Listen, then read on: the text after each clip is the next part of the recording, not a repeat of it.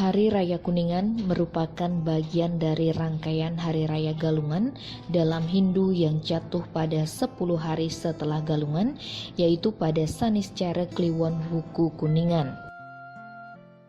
Ide Pandita Empu Jaya Acaryananda dari Griya Mumbul Sari Serongge Gianyar mengatakan angka 10 pada jarak antara Galungan dan Kuningan merupakan angka mistis.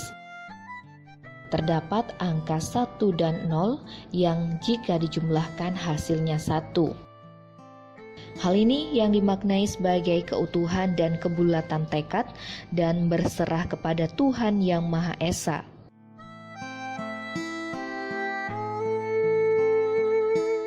Om Swastiastu, saudara-saudara Dharma yang berbahagia, hitungan hari, mungkin jam kita akan melaksanakan perayaan Kuningan yang merupakan kelanjutan dari rangkaian Galungan. Kalau kita hitung-hitung antara Galungan dan Kuningan itu jumlahnya 10 hari. Ini dulu ya. Mengapa 10 hari? Ya, karena memang dari Budak Kliwon ke Tumpak ini ya jaraknya 10 ya, urus Galungan dan Kuningan itu 10 hari. Tentu jarak 10 hari ini mengandung satu makna ya, yang sangat luar biasa, terutama ketika kita bicara masalah hitungan angka mistis ya. Itu ada 1 dan 0. Kemudian kalau 1 ditambah 0 ya jadi 1. Bahwa sesungguhnya kita harus memiliki kebulatan tekad utuh yang satu. Apapun dinamika kehidupan kita, keyakinan kita abdikan semua pada ide yang widiwasa, Tuhan Yang Maha Esa. Hari Raya Kuningan selalu diidentikan dengan warna kuning. Warna kuning merupakan simbol dari kemakmuran. Pada Hari Raya Kuningan, umat Hindu di Bali dan Nusantara akan berupaya membangun dan mengimplementasikan Raksanam atau rasa aman dan Danam atau kemakmuran. Terkait nama daripada Kuningan itu sendiri, karena dia jatuh pada Saniscara Kliwon, ya berarti di situ adalah tumpak. Berarti dia adalah tumpak Kuningan. Ketika kita bicara masalah kuning, berarti kita bicara masalah warna. Di dalam agama kita, khususnya agama Hindu, saudara sekalian, kita banyak sekali mengenal simbol, itu dulu pemahaman kita. Makanya untuk masuk Hindu itu tidak cukup pemahaman yang sangat sederhana, karena semua instrumen kehidupan dijadikan simbol, dijadikan hiasan. Maka warna pun adalah simbol gitu. Dalam aspek pemahaman kita di wilayah agama, ternyata warna kuning itu membawa makna kemakmuran. Ya, makna kemakmuran. Ketika kita bicara masalah kemakmuran, itu disebut dengan Danam. Sementara kemakmuran dan kesejahteraan adalah kebutuhan dasar manusia, basic human need, dalam rangka mewujudkan Jagadita. Ini. Kemudian di situ ada kata tumpak. Tumpak pasti jatuh pada hari Sabtu. Kalau kita lihat, energi Sabtu itu luar biasa karena Sani.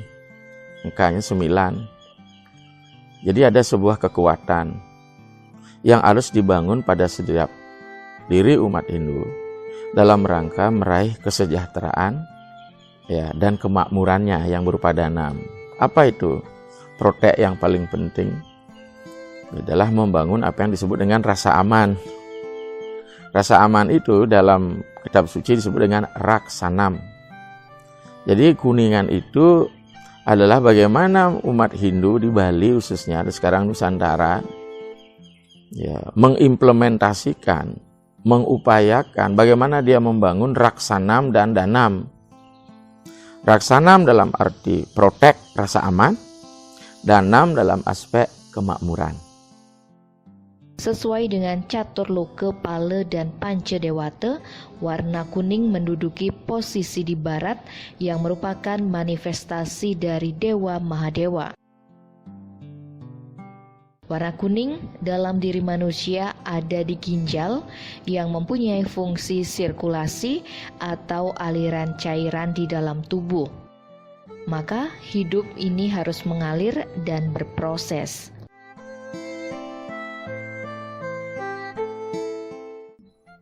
Kemudian kalau kita perhatikan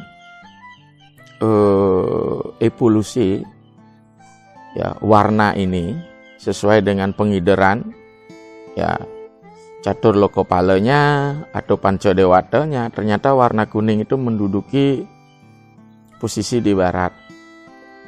Itu adalah warna dari manifestasi Tuhan sebagai Dewa Mahadewa.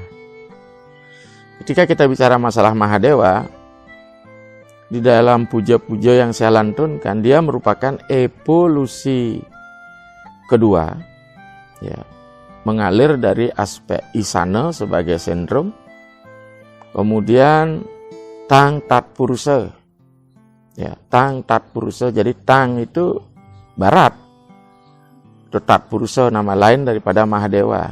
Di situ warnanya kuning, ya, warna kuning dalam diri manusia atau Tat Purusa adalah berada pada ginjal sesungguhnya. Ginjal sirkulasi air, jadi ada unsur mengalir. Maka itu hidup ini harus mengalir. Ketika hidup ini harus mengalir, dia mengandung sebuah dinamika. Maka hidup ini kita tidak hanya terima begitu apa adanya, tapi harus diupayakan, diikhtiarkan. Ya, manusia harus berjuang step demi step, tahap demi tahap. Namun di era global saat ini, orang tidak banyak ingin melakukan perjuangan secara tahap demi tahap ini. Yang penting adalah instanisasi. Maka di mana seolah cepat memberikan sesuatu keuntungan, itulah yang dikejar, sama dengan dunia pendidikan.